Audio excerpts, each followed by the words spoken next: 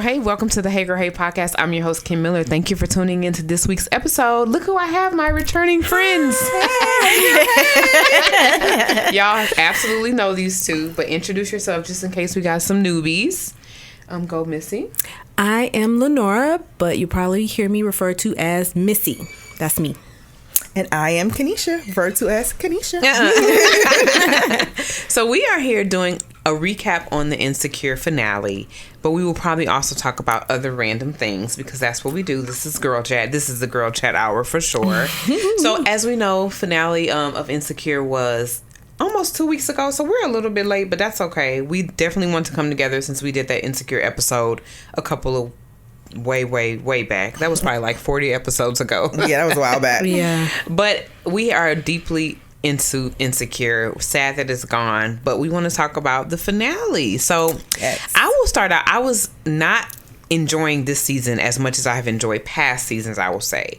But I do love what Issa did in the finale. So let's get into it. Where do we want to start? How do we want to dive in? Let's deal with the season first. How are y'all feeling about the season? Did y'all share my emotion behind it? I will. Go ahead, Nish. Okay. I will say that I definitely agree with your sentiments because I kind of didn't enjoy the beginning either. It was starting up a little slow to me. Slow. And I was like, well, this is the finale. So what are we going to do? Are we going to do a little bit more? Right. Are we going to bring a little bit more to the table so that we can really get a feel for this is the finale? Like it's about to end. I did like the first episode. I thought it was kind of funny, like with Kelly dying, obviously. Yes, was school. That one was that funny. In itself, it was hilarious. And I did appreciate, how they brought it around full circle with the relationship in the very first episode. But after that, for a few episodes, it got a little slow. That's how I felt. Yeah. I agree with both of you guys. I kind of was anticipating it would pick up because of last season seems so long ago. But if you guys remember last season, it started off and it's like, okay, we must be building to something. And eventually it did pick up and build to something. So I kind of was waiting for the season to do that again. Like there's going to be a point where the pace picks up and the plot changes, plot thickens. Yeah. And I feel like the episode before the finale was when that happened. And then it ended and then it was over. So I was just like, what is happening? Now I do feel like I always was a fan of Lawrence. I was always Team Lawrence. I felt like Nathan was so nice, such a nice guy, but had a lot of issues. A lot of baggage. Shout out to Houston, because Nathan, the actor that plays him, is actually from Houston. He is from Houston. But I was just like that. I just feel like that would have been a relationship that Issa would have had to just do so much work because he just had a lot of trauma to me. And I think vice versa, if I have to be honest, because when I think about it, not only did he have drama, but she had, some drama. So they were kind of both like, drama filled a little bit. And he was, for his own mental health, I feel like he said in the one, I didn't appreciate the way that little breakup happened, if we can fast forward to that. But I kind of felt like he had his own baggage that he couldn't handle her inconsistencies or things she was trying to figure out and work through herself as a, individual. So, I mean, maybe they weren't good for each other, even though I did think Nathan was a cool dude. I wasn't never, team anybody but really Lawrence. So I feel I was Team Lawrence as well.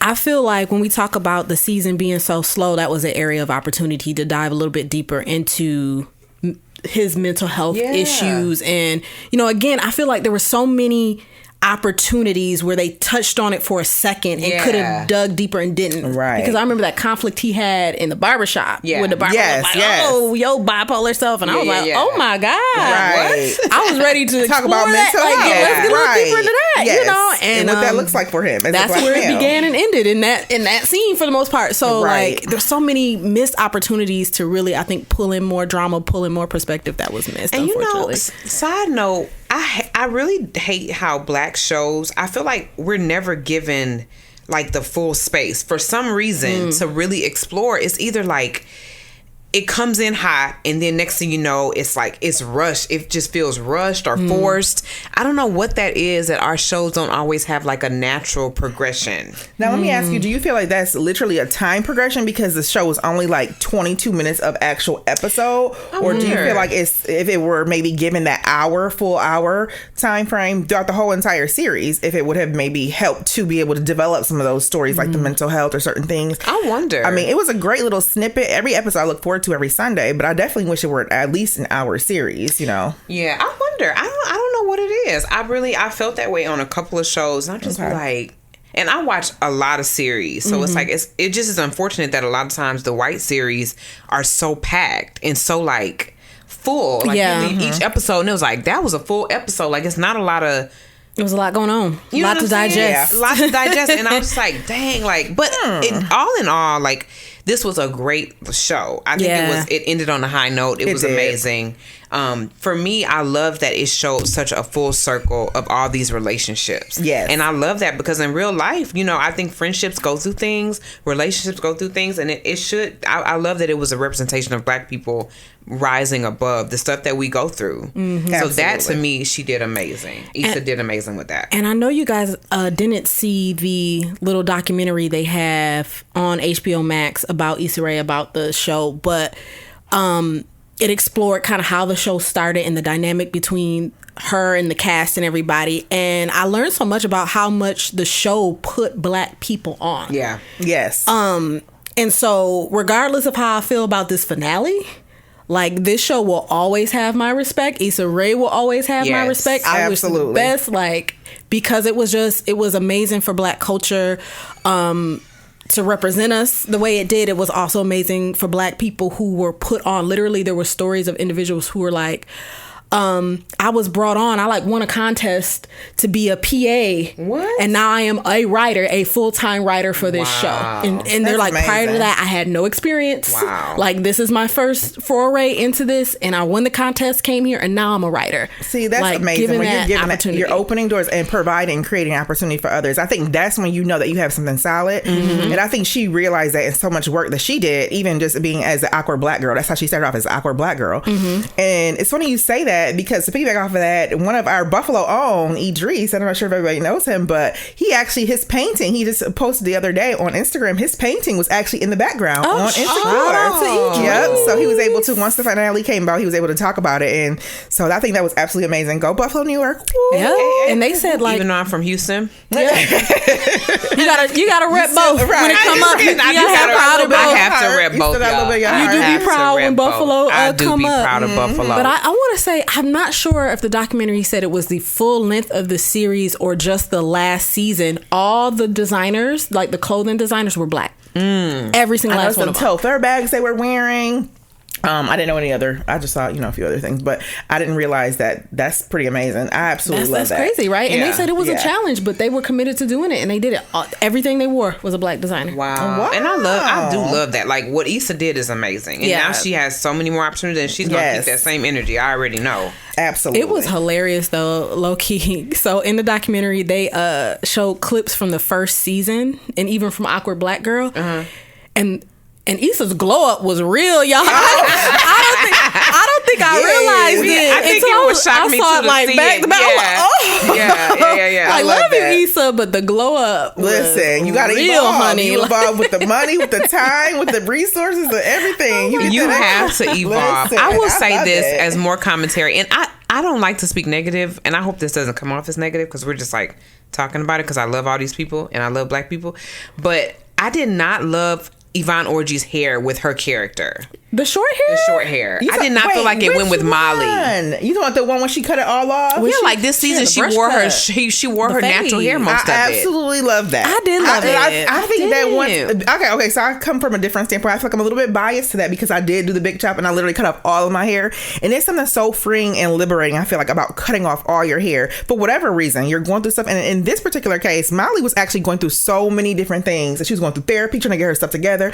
I feel like for her, that was more so when a Black woman cuts her hair type of vibe that she was giving off, like, I'm going through some stuff. I'm trying to figure it out. I don't have it all figured out, but I'm in therapy trying to get it together. I'm cutting out my hair. It's a new start for me. And I think that's kind of where she was going with that particular cut. And I actually liked it for her. I feel like she was a powerful, strong looking Black woman that kind of repped, Maybe if they would have built that story up a little bit better, I could have felt that. It didn't feel like Molly to me. So I don't know. I agree with that. I agree with both of y'all in this moment. Because I love it in real life. I love it on her in real life. And what big chops are, I love that. Right. But it did come abroad. I remember, I don't know if you guys watched all the wind downs afterwards. For some reason, I watched like every single one. I didn't watch all the wind downs. And they talked about that. They talked about Molly's look for this season. Yeah, and they said they wanted it purposely to be more muted than what you saw in the past. cast. Okay. Like more black, more muted tones. Did you guys notice she didn't wear the kind of patterns and the colors she's wore for a purpose? So it's probably that probably ties into the hair. But to your point, it was very abrupt. Yeah, like without diving into it. Mm-hmm. But you know what? Can we really, when you think about it, the way Insecure like has to transition, and I'm not gonna lie, as much as I absolutely love this series, I did not love the space and the timing in between. Every single like season was like a whole year, a year and a half, 2 years. Like, come on, give it to us. Like, we are like yearning for more as actual audience, and I feel like I don't know what that was about. I don't know if it was like HBO. I don't know if it was Issa, like her, you know, whatever their contract was, but it was always like a year at least in between the time you go get the whole next series or the next season. And I just thought it was like that was too much of a gap for me. I feel like it should have been a little smaller. I think it's a lot of factors. I guess I didn't even think about that. I think it had one more season in them. So going back to the original question, how we felt about the finale. What? Finale. I did not like it. No, you didn't like the finale. Let me explain. I gotta break it down though, because it's kind of complicated. I love another perspective. I feel like it was rushed. I feel like at the end of the day, the arc that she tried to present for each of her characters, I love. Yeah. To your point, like seeing everybody grow and go through their story. I loved what she did with the characters. I just wish we had more time to see that develop. That's why I say one more season. Yeah. Because I know she made a decision for this to be the end, and she didn't want the show to play out longer than it needed to. And we've all seen shows. I think about specifically The Game. I love that show, but it gotten to a point where it's like, all right, y'all, like it's over. Like, you know, she didn't want to hit that mark, but I think they had one more season. She went early to take. Like, because it was a lot. There was a lot going on. It was for each character. I like where they ended, but like take me through that journey with these characters over the course of one season. It was literally touched on it here and there throughout the season, and then crammed all of it into one episode. Yes. That's what I agree with that. Yeah. I can see what you feel. I mean, let me tell you something. Just being as a selfish consumer of watching this show, I would have preferred one more season and then beyond. But I get, she's like, you know, I'm leaving on a high note. This is going to be my decision to leave. Yeah. Not, you know, keep trying to drag out more material. And I get that. But I feel like she felt like, you know, this is it. If I'm going to make the decision to do it, this is where I'm going to have to do it. And I understand your point. Absolutely. Like I said, for my own selfish reasons, I would have preferred another season for sure. But I absolutely loved the ending. So while we said that the actual series itself, or season, was kind of like, you know, hit or miss on some of the episodes, I definitely felt like that last one, the way they kind of twirled for each person's birthday. So I feel like in real life, let's be real. I mean, you have some really good friends over time, but as like life happens, people get busy, people get married, have babies, and you know all the things that they kind of mentioned in the show, you don't get to see each other as much. So the fact that they kind of like said, okay, we're going to make sure on everybody's birthday we get together, so that's at least 4 times a year. I thought it was pretty amazing. I felt like it kind of depicted what really happens as you grow older, as you get, you know, you're young before, you used to get up every other weekend, hey y'all, let's get up, blah blah blah, but then you start having children and getting married and all the things.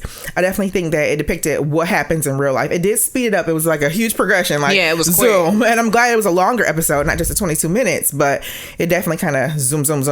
And I actually liked, you know, how they did that if they had it ended on that note. Yeah. So and it's true. And I think Issa did a good job at showing what happens in real life. Like some of the shows about Black people just are not. I can't necessarily relate to it. Like they're good, like Power and all those shows, and every single show that came from Power. Right. I know. Surprisingly, girl, we did not have high hopes for Tariq. Tariq came through. Those are good shows, but it's something about seeing shows where you're like, I can resonate with that. Like I can really say that I feel that before. I love the Homegirl episode. There was 3 episodes I call out. The first episode was good. Yeah. The Homegirl hang episode. Yes. Like I was watching it. We could definitely have a night. I was cracking up. I'm like, that is real life. Like everything that happened, I was like, that's yes. That's something a friend would say. That's something I would do. That like it was real life, identifiable, and relatable. And then the Lawrence Nathan fight episode. Those were the 3 that gave what it needed to give. And then for me, I was like, you just get worked. What's happening? Hold on. Speaking of which, though, because that was kind of funny, but it was still like had me a little heightened.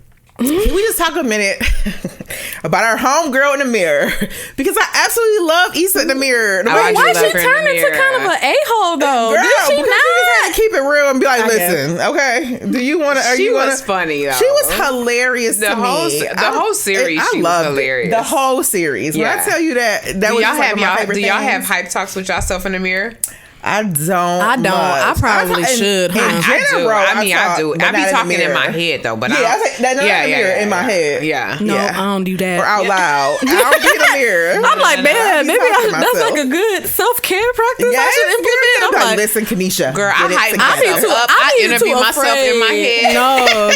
I be doing all the stuff in my head. I be having the opposite. I be like, I look in the mirror, my hair don't look right. I'm like, let me stop because I'm gonna be thinking about that all day. Like, I avoid looking too deeply in the mirror. I'm gonna find something wrong. I think that's happen. Because even when you're like on a phone with your FaceTime, you like, wait a minute, what is that? If you don't fix your face on FaceTime, you're not human. Exactly. That's why I can't look too long. I feel you on that, but I should be talking out loud to myself, girl. I agree. You should start talking to yourself a little bit more, Missy. Let yourself know. Like, you know what, Missy? You gotta hype yourself. Say it out loud. Listen, even when I tell yourself to get it together, girl, get it together. I'll be like, Kaneisha, get it together. Get up. Y'all ever see that video on social media? It's like a little baby. She got to be like 2 or 3 years old, and she gets in trouble, and I guess she gets sent to her room, and they got like a baby cam in her room, and she's sitting there bawling, and then she just talks herself down. She's like, "You got this. Oh my God. You got this. You can do this. You got," and like literally like talks herself down, and then gathers herself and like re-enters the world. We gotta look it up afterwards. I she was just like, "I got this. You got this.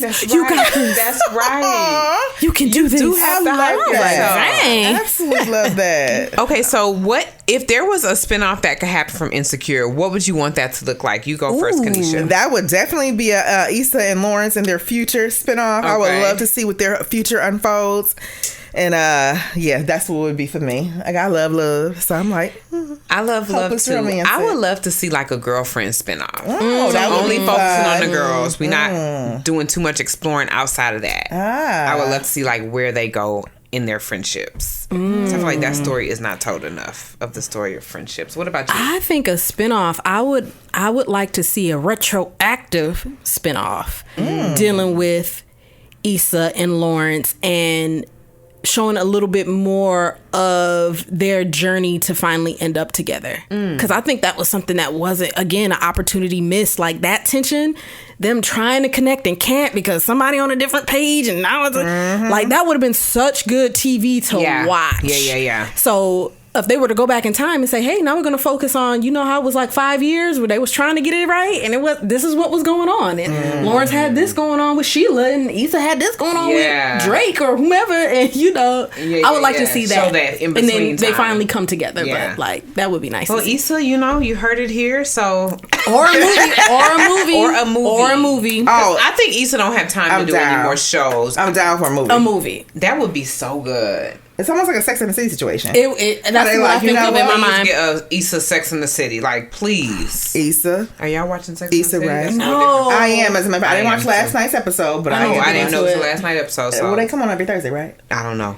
She's not just watching. I always end up catching up for some reason. I feel like it. Yeah. Okay, Issa. So you got to do a movie. I honestly don't think. I really don't think. I think Issa has gotten too big. That's why she had to end it. Honestly, true. Because it takes a lot to do a show. Yeah, absolutely sure. right. But a movie, honey, you could take 30 days and knock that out, and we could have it, and we could enjoy it. I love Kelly. I love Kelly too. You see, she's about to be on like that superhero movie. Yes. Kelly is getting work. I saw her on the previews when I went to see Sing.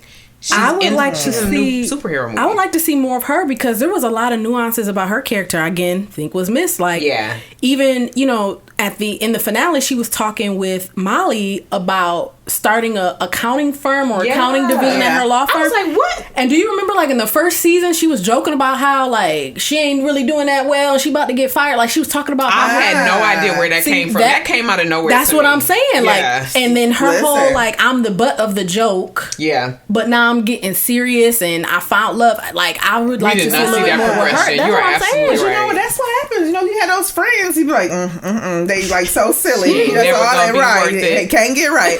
But then next thing you know, they got the glow up, and next thing you know, they out there doing their thing. So I mean, it happens. You gotta grow up sometimes. I think they kind of did it in that very first episode or was it the second episode, where you kind of saw her put her foot down when they were laughing at her in the car or something, and she kind of was like, I'm tired of being...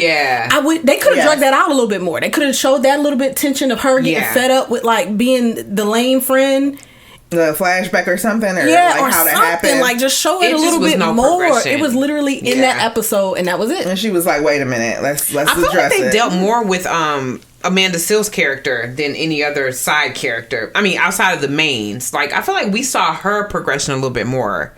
Like with starting her family throughout the series. Yeah, that makes sense. Oh, throughout the series, yes. So if they could have done that all around, maybe it would have been a better progression altogether. I understand that, yeah. I think they kind of, the main focus throughout most of the series was so much on like Issa and her love life, and her with Nathan, her with, what was his name? The ex. Oh, girl, speaking with a D. Jermaine. And I'm about to say Daryl. Daniel. Yeah. Daryl. I'm like, Jermaine? Jermaine. No correlation. Yes, Daniel. And like just different, people she kind of...